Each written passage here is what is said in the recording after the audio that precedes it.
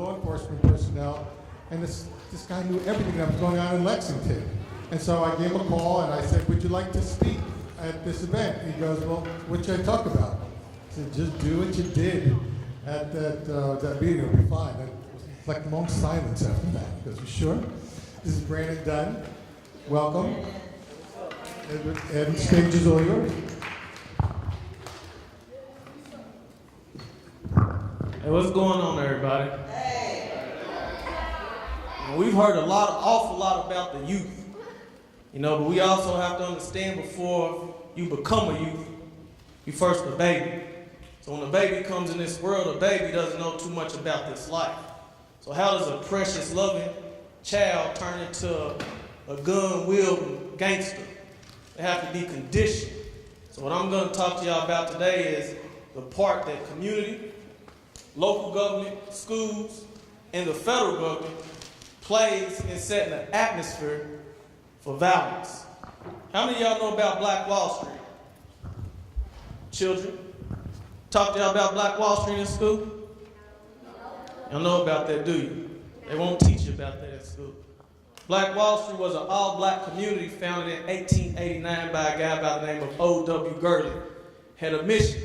O.W. came from Mississippi in the 1800s. In Mississippi, segregation was a thing. Segregation is one thing, but the brutality that was taking place in Mississippi is something totally different. He had a vision during the Oklahoma land run, purchased some land, 40 acres. He linked up with another guy by the name of J.B. Stratford. J.B. Stratford understood the importance of group economics, pulling your resources together.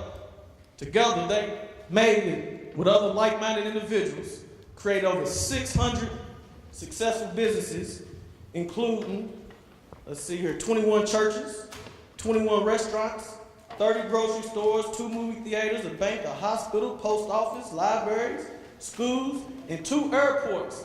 2 airports and a well-established bus system. Lexington right now doesn't have 2 airports. So when we think about blacks in the 1800s, creating an environment like they had in the 1800s with all the things surrounding them, that's empowering. So how many people know about what happened at Black Wall Street? How many people have heard of Pearl Harbor? Oh yeah, y'all know about Pearl Harbor, don't you? 24,000 body count. Invaders came in the airplanes and blew Pearl Harbor up. About 2,400 people died, right? Horrible. You're gonna hear about it in school. We talk about Pearl Harbor all the time, but you're not gonna hear that Black Wall Street was in fact the first aerial attack. The mob came through in Black Wall Street. This is real, this is factual. The mob came through due to a response of a false allegation, and a lady stated that a black man assaulted her, which was false. Guys wanted to go to the jail, string the man up and lynch him. A group of black guys said it ain't happening. One of the white guys tried to take the gun from the black guy. Of course, it's a loaded weapon. You try to take my gun, we fight, and somebody's gonna get shot. And the white guy ended up getting shot. And in that response, thousands of whites poured into the city in Tulsa, Oklahoma, angry, poised to do what they needed to do, and burnt down over 35 square blocks of Black Wall Street in Tulsa, Oklahoma. Stole the airplanes, of course. Dynamite sticks, burnt down the whole city. The whole city, but the important thing about Black Wall Street that everybody needs to know is, with group economics, pulling your resources together, you have the ability to build strong communities. So in 2014, there's no excuse. What it's going to take is for all of us to come together, pull our resources together, and invest. It's stated that in Black Wall Street, the dollar turned over anywhere from 35 to 100 times. 35 to 100 times right now. It's stated that the dollar in the black community leaves within 15 to 6 hours, which means by the time you get your paycheck on Friday, you gone to the bank. Look around at your people around you. Everybody like to dress nice. Everybody like to dress nice, like to have nice clothes, nice shoes. But one thing we know for a fact is this stuff isn't created, manufactured, or sold in our community. Then in the event that it is sold in our community, we know that the people that live in our community aren't the ones selling what we're buying in our community, which means that we are not reinvesting in our community. The people that have stores in our community are not reinvesting in our community. So when Malcolm X stated, what happens?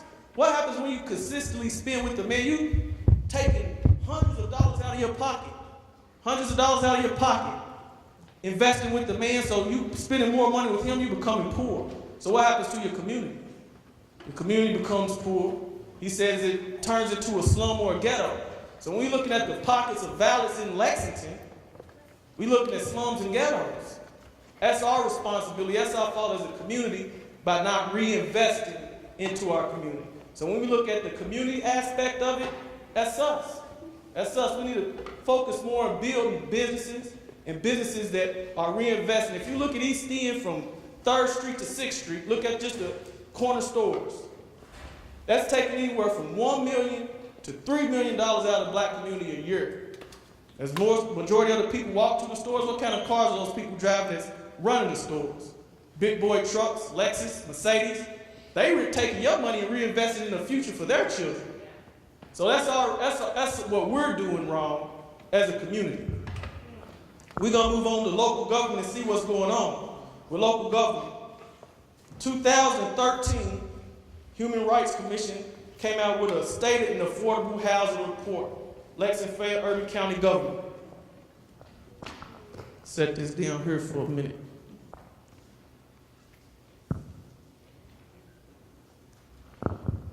Lexington Fayette Urban County Government per capita income by race. You're going to see that people who are black or African American alone make $16,000 a year. You take the richest, you take the poorest, throw them in a pot, shuffle it up, you're going to come up with $16,000. Hispanic or Latino by ethnicity, a little over $11,000 a year. You look at whites, you're going to see that they're making $32,000 a year. So blacks are making exactly half of what whites are making. Hispanics, Latinos making about a third of what whites are making.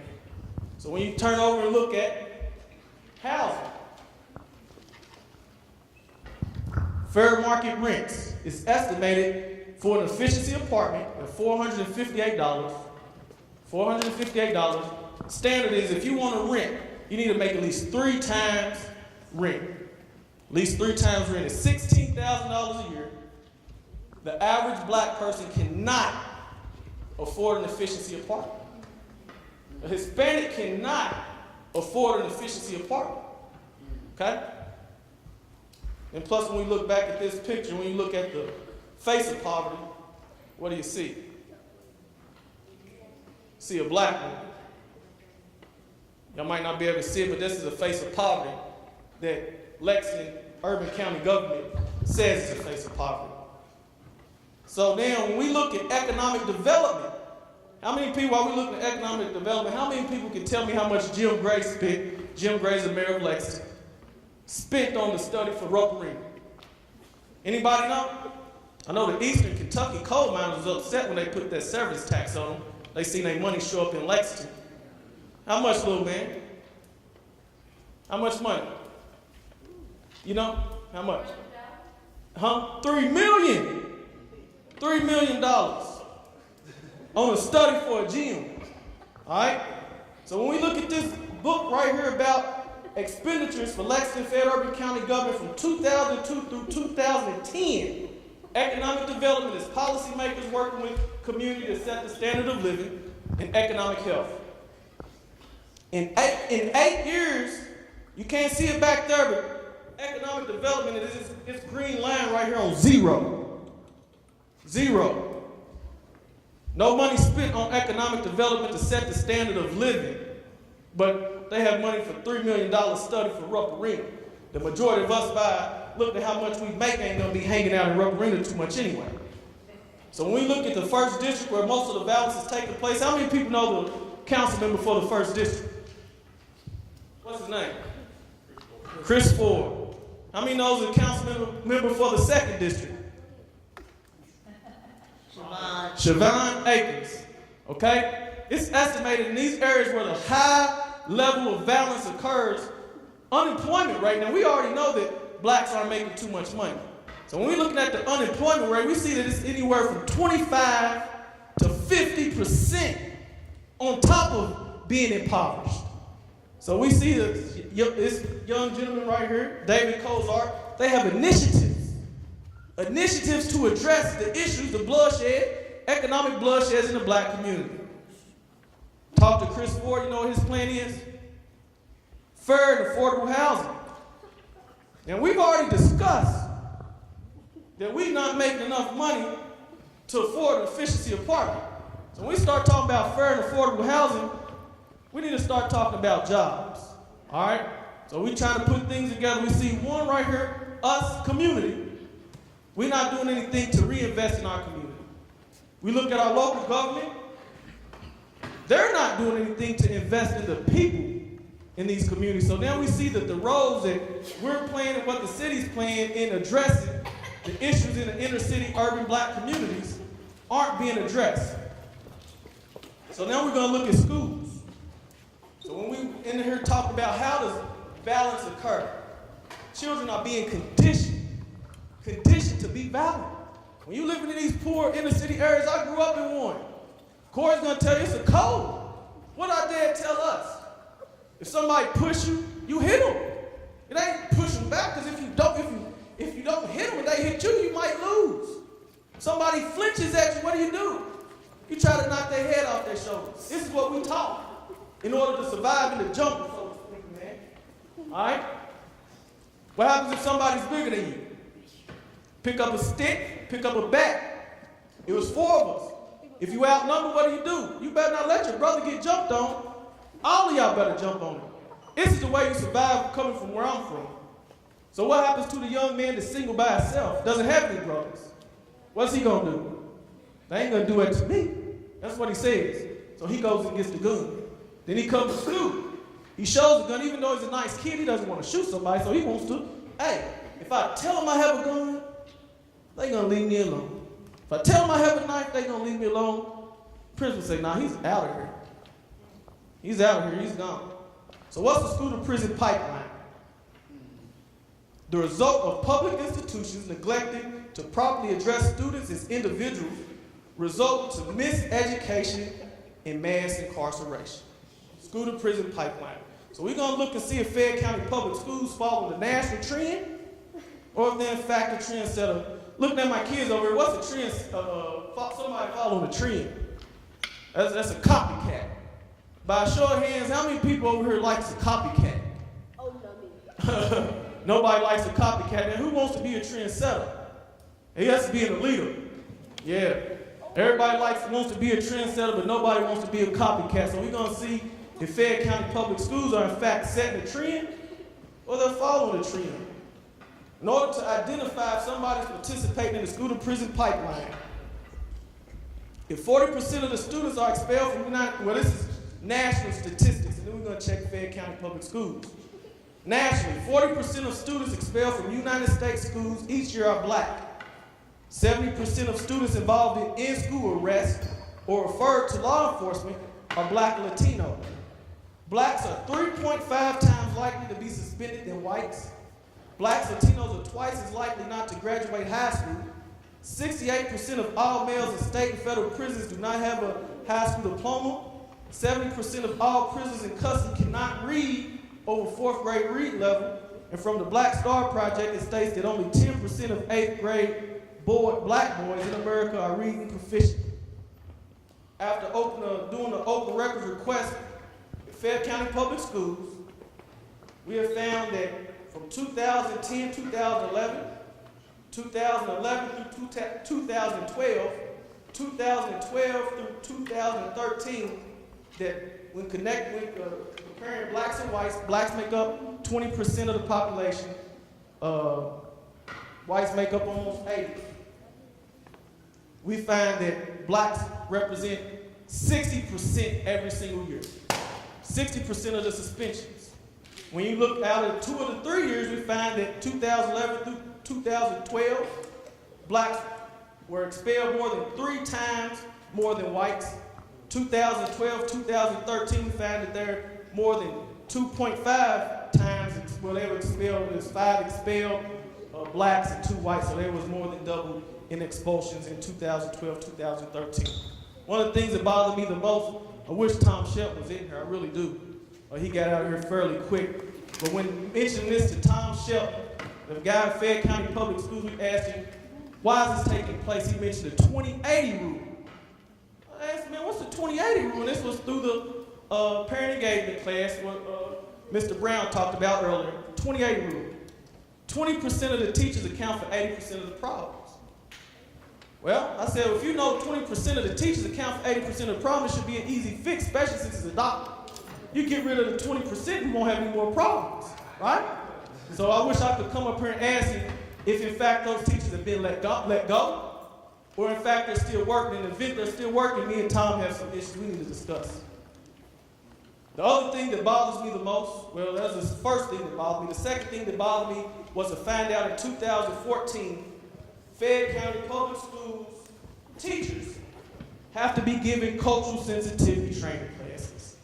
Cultural sensitivity, cultural awareness training classes. So when you talk and break it down, in the terminology I don't like to use to make it politically correct, they state that these classes are to make sure that teachers respect the cultural identity of their children. It's respect the cultural identity of their children. So I'll break it down. So you tell me in 2014 you have to give teachers with the understanding that white teachers make up about 80% of the teaching staff. And the 20% account for the majority of the issues, so it means that they're very busy. You have to teach white children how to respect a child because they're black, where they're from, because they don't look the same way. And we wonder why our children are being expelled, why our children aren't being taught. With over 15 years of experience working in child care as a Kentucky director, I found that in order to teach you at least three things. First is love, understanding, and then effective communication. If you have to be given a cultural sensitivity training class to identify with your children, you can't have love. You don't have understanding, and you can't tell me that you have effective communication. So when we're looking at it, we understand community, that's us. We're not reinvesting in our community. Look at the government, we understand that they're not investing in the people. And we look at Fayette County Public Schools, we see that our children, not only are they getting in our community, but they go to school and they're getting it. Then they want to talk about our single parent mothers and why they come to school cussing. Why they come in here with their hair tied up the way they talk to us. I say, well, heck, y'all lucky. I'm surprised they ain't came in there shooting. And we talked about gun violence, but anytime you have a teacher, a grown person, disrespecting a child, hey, children are defenseless in my book. I'm not going to think that's when nature takes its course. You're not going to think when you see somebody disrespecting a child. So then we're looking at three. Community, us, not reinvesting in the community. Government, not reinvesting in our community locally. Schools participating in the school-to-prison pipeline. So as we look at federal government, how many people in here have heard of COINTELPRO? Counterintelligence program. You know, I go to these classes all the time, you know. Went to a racial profiling class where I actually met Doug, where Doug seen me speaking. The first thing that they say is build trust between police and community. It's the United States Justice Department. The United States Justice Department houses the FBI. The FBI created the counterintelligence program. You look on the FBI website, let's say that the counterintelligence program was created to cause disruption. So if you're in class and you're being disruptive, what happens? What happens, BJ? That's a major issue. So why would the FBI be concerned with disrupting the NAACP's youth chapter when they were fighting the civil rights movement to get equality? Y'all talking about trust.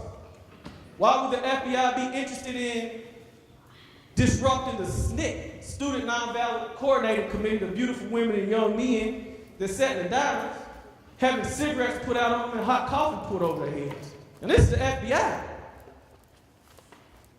Why would they want to cause disruption in the SCLC, the organization that Martin Luther King created? This is the FBI. Now, everything that I'm telling you, I see judges in the house. I hope they know. If they don't know, check it out, because this is factual information. How many people have heard of Martin Luther King? Me. Yeah. What was Martin Luther King? He wants to get along, right? Yeah. And how many of y'all's teachers told y'all that the United States government was in fact guilty of conspiring to put Martin Luther King to death? If they told y'all that the United States government was responsible for killing Martin Luther King? Now, they're not going to tell y'all that. They spent over $200 million and paid over $200 million to the state of Martin Luther King for conspiring to put this man to death. These are the roles the federal government is playing in our society. So when you have a community come together talking about redistribution of wealth, Martin Luther King said real power is economic power, the power to create change. So as we move forward, how many people have heard of Ronald Reagan? Y'all know Ronald Reagan. He's one of the best presidents. Everybody loves Ronald Reagan. Now, how many people have heard about the Contra Wars? Contra Wars in Nicaragua. Huh? When Congress decided that they no longer wanted to support the conflict in Nicaragua and the Contra Wars, Reagan decided he wanted to hook up with the CIA. This is true. Everything I tell y'all, check out. He hooked up with the CIA. What happened? He's talking about Rick Ross. Who knows Rick Ross? Now, put y'all's in there. I'm talking about the real Rick Ross. Yeah, the real Rick Ross was an individual. Oh, here comes Doug. He's about to come and get me. Well, Rick Ross was a real individual. Come to find out, he was conspiring, and they was opening up the porthole, not porthole, but opening up the pipeline for cocaine to come into America. This was under the Reagan administration. Ronald Reagan's wife was a lady that coined the phrase, just say no. How about that? How about that? And I wish I could go in a little bit deeper, but I guess I'm out of time, but I appreciate it. But one thing that I challenge y'all to do is everything that I've said to you, look it up. Once you look it up, you're going to find even more disturbing things about the government. But as we can see, when we're looking at how blacks are conditioned, how our communities are conditioned, and the atmosphere is set and balanced, we see that us, community, we need to start reinvesting. Local government, we need to start putting pressure on them to make sure they're doing the right things. When we look at schools, we understand that schools, they're not doing anything for us either, so we need to apply more pressure for them. Then also with the federal government, which I wish I could go in a little bit deeper.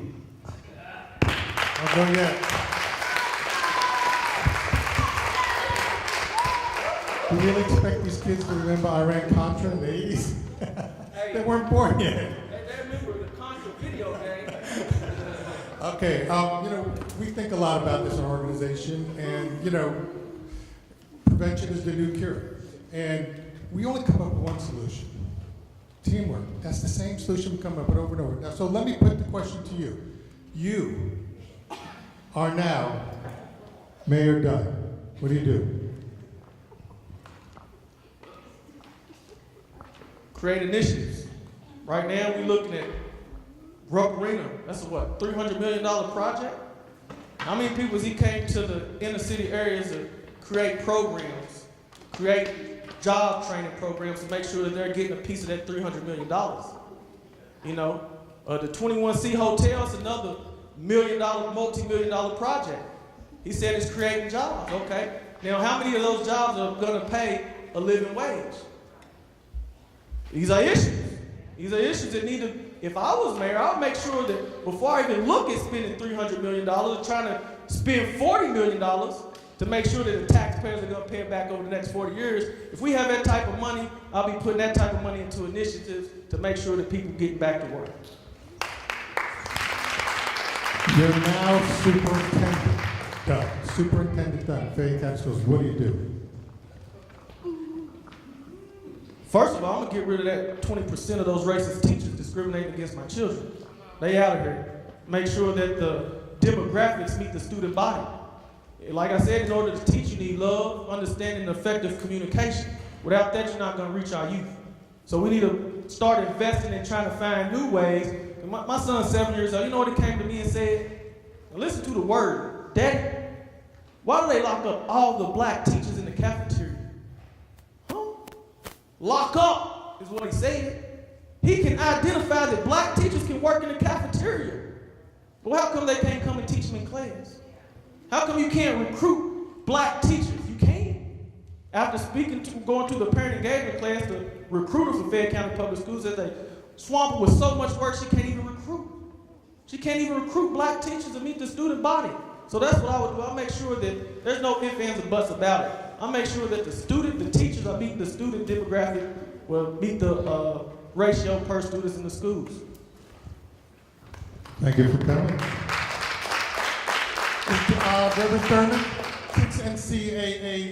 NAACP was brought up. I think I should give you a rebuttal, and then Judge Schrader is going to talk to us.